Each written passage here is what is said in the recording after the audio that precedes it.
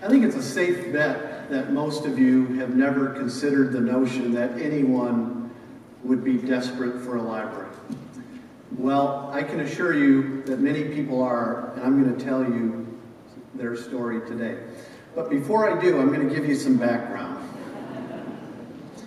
Those of you in the audience who are saying, why in the world would you put drawers on a wine rack? I understand that you are not as old as I am, because this indeed is a card catalog and how we used to research material in the library. And maybe back then we were desperate for a librarian to help us understand how to use the card catalog. I'm a little bit biased, but I really think libraries have done a remarkable job of keeping pace and transitioning in order to meet the needs of our customers and to meet the needs of society. I'm going to show you a slide now that is actually a canned presentation. This is a screen that shows people downloading ebooks or audiobooks from the Columbus Metropolitan Library's website. It's not in real time, we captured it. But as you see them slide across, that means someone has downloaded another item, okay? And I capture this because I don't want you to see how many times you are downloading 50 Shades of Grey in this audience, right? So you can see this was done earlier in the week. The current day, the number far left on the top, 7,200 items downloaded in the current day, 49,000 since the beginning of the month. Almost 800,000 since January 1 and over 11 million all time. So you look at this and you say, man, our library's still relevant. Who needs them? And with information being as ubiquitous as it is today and accessible, how could anyone still be desperate for a library? Well, they are. Let me tell you a story about my first job as a library director. It was actually in a small town in Ohio. And one day, staff came back and said, there's a man who'd like to speak to you. And I said, great, send him in. And he walked in, and he was an unassuming guy. I would have said mid to late 30s, average-looking guy. And I said, how can I help you, sir? And he very slowly, haltingly, and then emotionally said, I have a third-grade son, and he's asking for help with homework. And for the first time in my life, I'm going to have to admit to him that I don't know how to read. Think about that man's journey. I know he was employed, but how did he mask his illiteracy? What steps did he have to take? The morning diner with friends that someone would show him a newspaper. How would he get through the day? How would his wife help him in that situation? Imagine being in the car that day, desperate, not knowing where to turn, having the courage to come up to a perfect stranger and admit that he didn't know how to read. There's 32 million adults in the United States who are functionally illiterate. And I can tell you, they are desperate for the services provided at a library. So fast forward to this technological age and all the advances that libraries have made. And that desperation for some still remains. This is a picture of one of our branch libraries.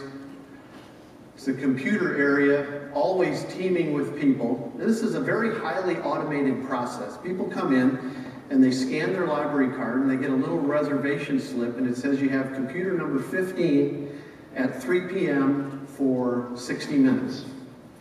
Well, that act happens 1.5 million times a year in our library system.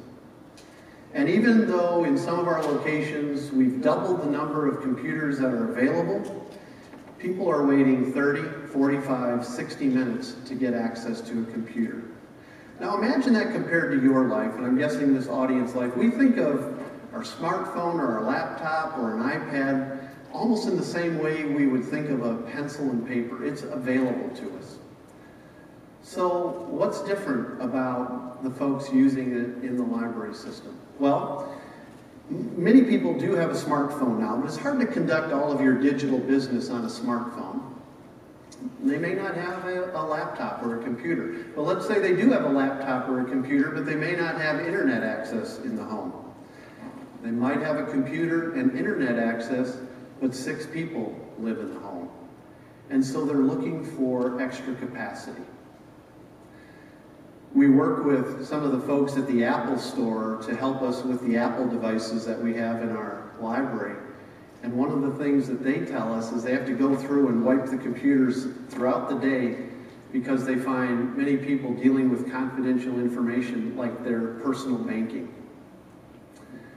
I can tell you that the folks who rely on a library for school, for education, or their personal business to gain access to the digital grid, they're indeed desperate for a library as well.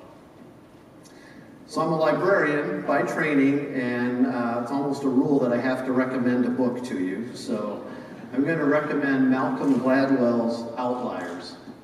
And in one of the chapters in Malcolm Gladwell's book, he talks about a research study that looks at the educational performance of children who come from low income, middle income, and high income families. And we probably all have the built-in bias that says children who come from low income families are going to perform lower than those from high income families. And it's true, but not in the way you think.